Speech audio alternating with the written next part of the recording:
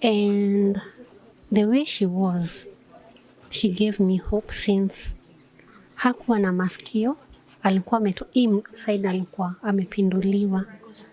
Yeah, because of cancer. And I asked God, why am I complaining? So I'm not alone. After that, self-esteem ikaenda chini, self-denial, niko na kila mtu ananichukia. Na wacha nikwambie, ukiona kila mtu anakuchukia, uonangi mtu anakupenda. So in 2022 now, after now 1 year, cancer came back again in May 15th. Hey there, welcome to NewsunplugKE. This is my story. Imagine waking up one day and being told you have a rare type of cancer, which has led you to spend the rest of your life not being able to chew, yawn, and the worst part of it is not being able to smile. Well, our guest today, she is a fighter, and this is her story.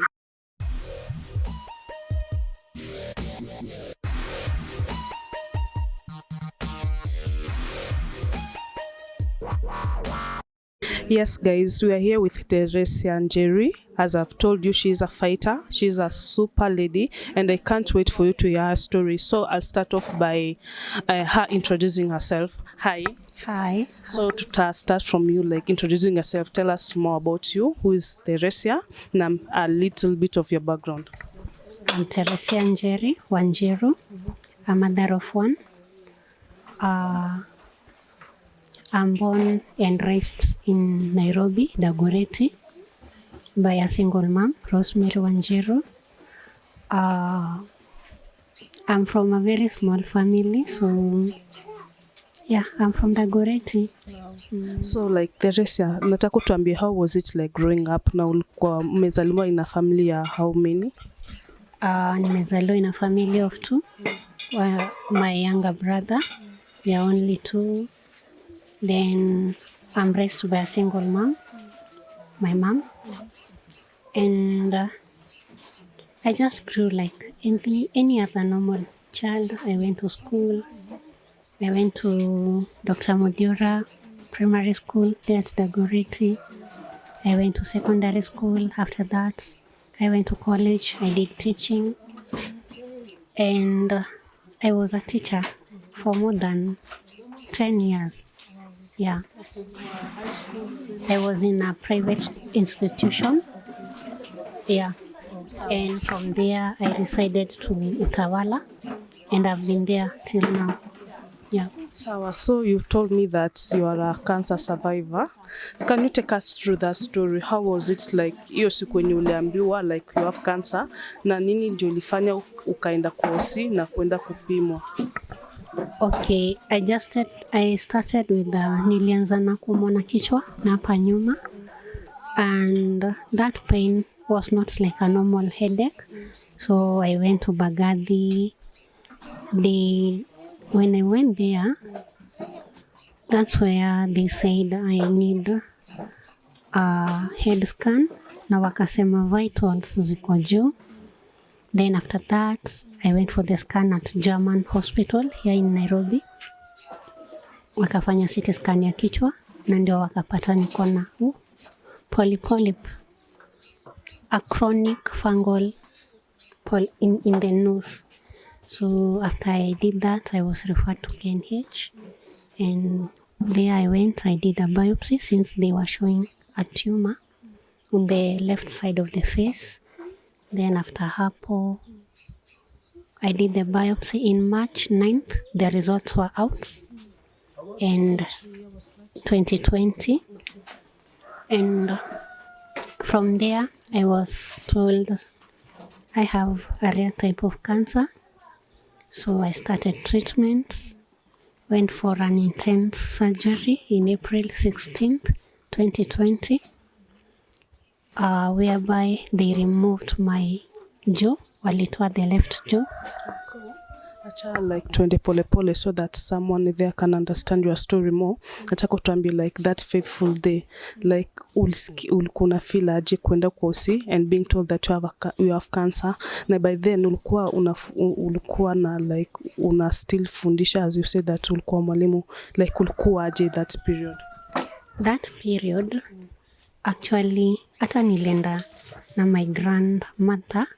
Venye tulienda, mi hata nilitangulia yakakuja. And when I was told I have cancer, I got shocked actually. But haikunihit. Like, you know, I felt like I'm okay.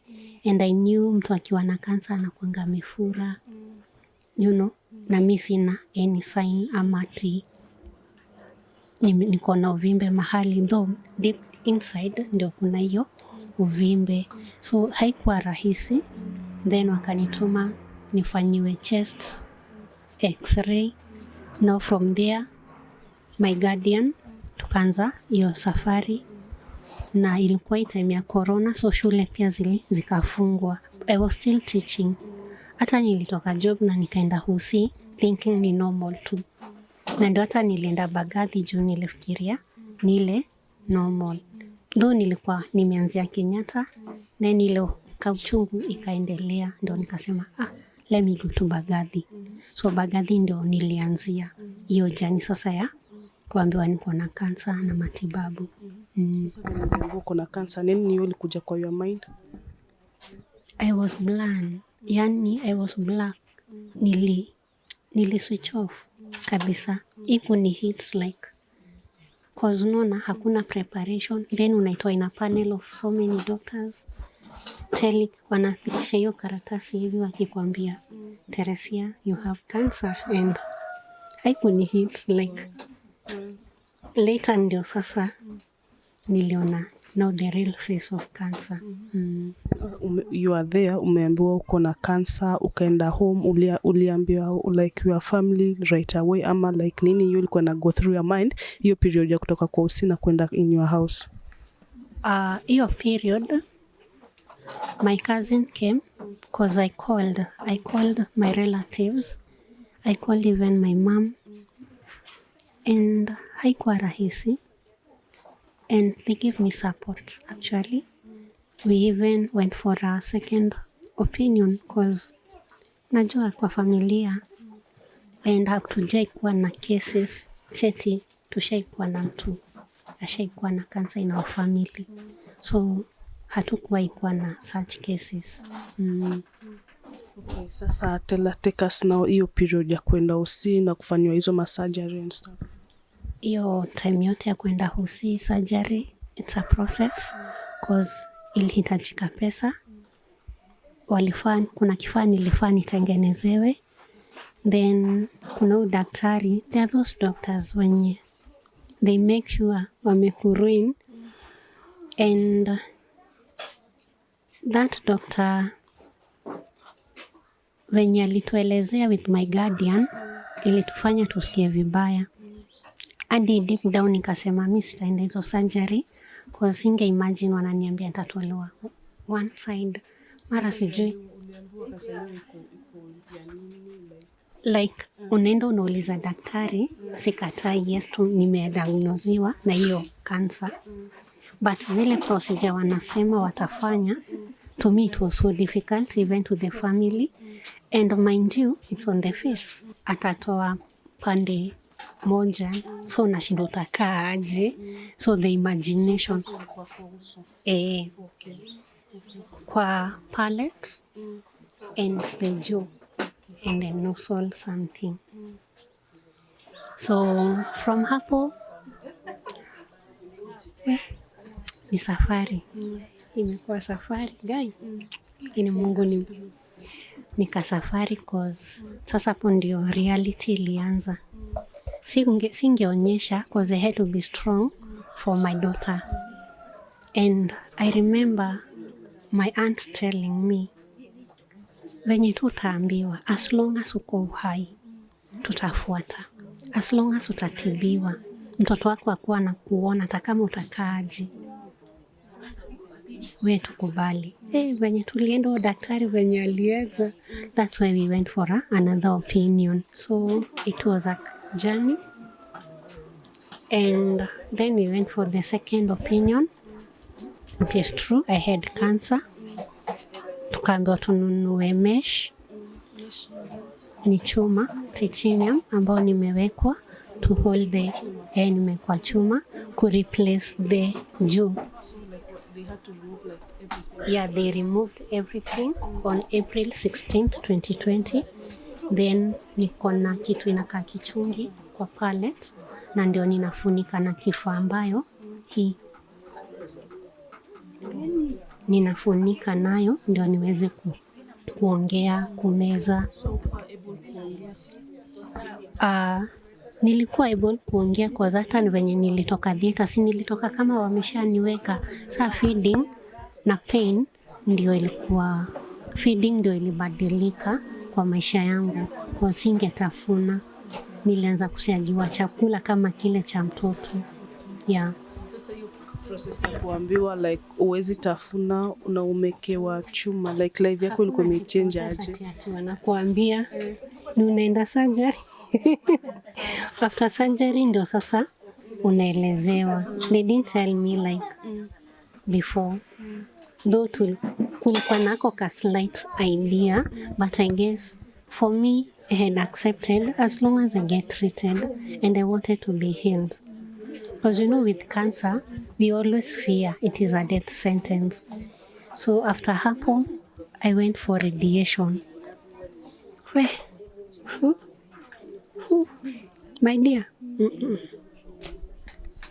I went for 35 sessions of radiation and they drained me to 22 kgs because your time ya surgery nilikuwa around, let's say 55 nikienda surgery.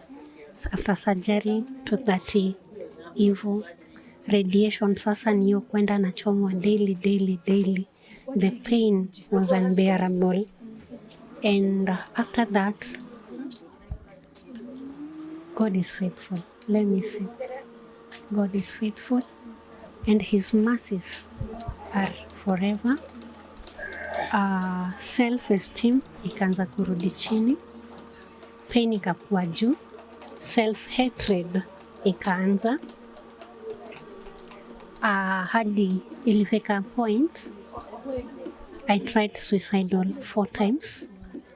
Okay, so we're going to take a small commercial break, but tukirudi nataka uniambie ile process sasa umekiwa hiyo chuma, like life yako ilikuwa imechange aje na ulikuwa unaona hadi sasa like view ya vitu na ulikuwa na any support system?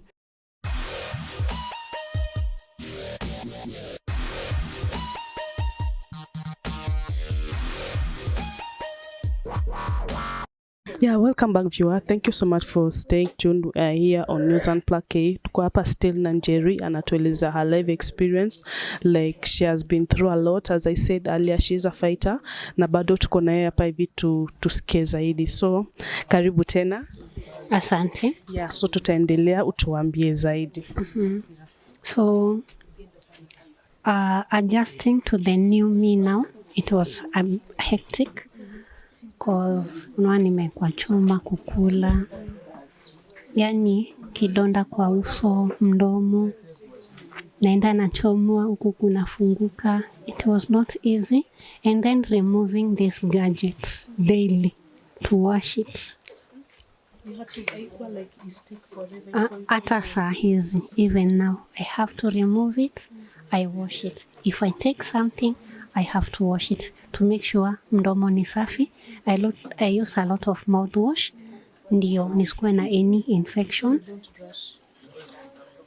Nowadays, unaona hizi zinaonekana, I use like a small brush because sizing, not before. Before it was totally mouthwash. Then after that, self-esteem ikaenda chini. Self-denial, niko na kila mtu ananichukia. Na wacha nikwambie, ukiona kila mtu anakuchukia, uonangi mtu anakupenda. Unaonanga every time huwa ananichukia. Na maybe ananitakia mazuri, but because mimi mwenyewe sijajikubali, it was so difficult. So in November I was so down kabisa. Then a friend came to visit, akakuja pale nyumbani, wakaongea na mamangu, ndo akamwelezea about this organization. And I usually say this was my turning point here in this foundation. It was my turning point. I met a woman called Florence. May God rest her soul in peace. And the way she was, she gave me hope since hakuwa na masikio, alikuwa side alikuwa amepinduliwa. Yeah, because of cancer. And I asked God, why am I complaining? So I'm not alone. So I had all the loneliness in the end. Yeah, so ile loneliness ikaenda, and now I met Madam Veronica, the founder. The love, guy, it is overwhelming. Though even my family, up to now, they give me that support. They love me. And also even taking care of my daughter since I was not working. God, our bless. Hiyo nile nikiomba naambianga tu Mungu awakumbuke. So I started coming here. Wait ikaanza kurudi. Nikaanza ile tabasamu, nikona kumbe siko peke yangu. Venye nilikuja hapa, I was told to have a PET scan in Aga Khan. We were financially drained. Ile mshafika mwisho. Then tuliona ni Mungu, cause Madam Veronica paid for it, and it is very expensive. Though NHIF inasimamia nusu, but she paid it fully. Though we were raising funds, but due to madawa on and off, hosi, mara uchungu, usiku nilishindwa kulala, hosi, drip za maji, wakijaribu kucontrol ile uchungu. Hapo hata nikashikwa hadi na H. pylori because of so many medicine, sikuli. So she came through for me, and I thank God I met her. I met a guardian angel, let me see, because she's been part and parcel of my life, and I usually tell God to bless her for me, to bless my family for me, everyone, my friends. Me, I was never deserted. Watu wenye mtu ugonjeka anasema marafiki walinitoroka, sijawahi. Hakuna hata rafiki yangu mwenye naitanga rafiki ashaitoroka. Hata nilipata even more friends. So in 2022 now, after now 1 year, cancer came back again in May 15th, and I was given a duration of 1 day to go back to surgery. Sasa like ikirudi ulikuwa na feel aje na you felt like sasa umepona ukaanza kugain weight? With cancer, we usually go hizo clinics. Like tunaenda hizo clinics, tunafanyiwa test, kuna hizo scans after hii. So mimi nilienda normal check up, daktari akaandika nifanyiwe scan as usual. So when I did the scan, ilitokea na kulikuwa na kakitu kalionekana. Na ukiniangalia mimi hata nisha heal, nishakuwa vizuri. I even used to crochet because tunaona hapa tunafanya weaving. Nilikuwa na crochet to dresses, nikaanza hadi biashara naziuza. Ilini hit hii ya pili. Ilini hit. You see, hapa nimekatwa mara 2. And I told God, this is the last one. No more cancer in my body, no more cancer cells, because I believe God is God of miracles. I believe God is God of miracles. No matter what the doctor says, I want the final answer. Itoke kwa Mungu. Because I couldn't imagine going back again. And I went back in May 19th. Friends came through. Madam Veronica came through fully. Hadi alikuja kuniona kwangu kwa nyumba. So hiyo upendo. Family wanakuja. Mom anatoka all the way from here paka Utawala just to see me, to see how I'm doing. And there's a word I hate so much. When I go to see the doctors, they usually tell me it is a challenge. Teresia, this is a challenge. It really breaks me because I even ask myself, kwani kitu itaisha lini? And I told God, wewe ndio my last hope. Sitakubaliana na madaktari, I won't agree. So all has been well, and you can see I'm well. Sasa you went to the surgery na like wali repeat the same process again. Yes. Sa like imekuwa affect aje? Ilini affect because I had an idea of what is happening. I had an idea of what will happen. And I went, this one, the second one, I went for around 7 to 8 hours. Surgery. Yeah. So it was a major one. The first one was intense because kubadilishwa. Hii tu ni kwenda kutoa. But they now made sure they removed the left nostril. But they walinirudisha tu sunona. And I told God, mimi na theater nimefika mwisho, sirudi tena. No matter what they are saying, I have the faith and I will keep that faith. Nothing more, nothing less. I've been going for those follow-ups. There is a lot, but sitaki kukubaliana sasa na wao because inafikanga mahali, even the Bible says it's good to show your faith. Like Job used to pray for other people wakati alikuwa anapitia magumu na Mungu alimbariki mara 2. So let me be that person that will pray for others, that will do something godly. And I told God, I'm not giving up, I'm not quitting. I will continue saying He's God. Na ndio niwaambia watu, when you look at me, usishinde kutafuta Mungu wako wapi. Just say God. Yeah. So the second one,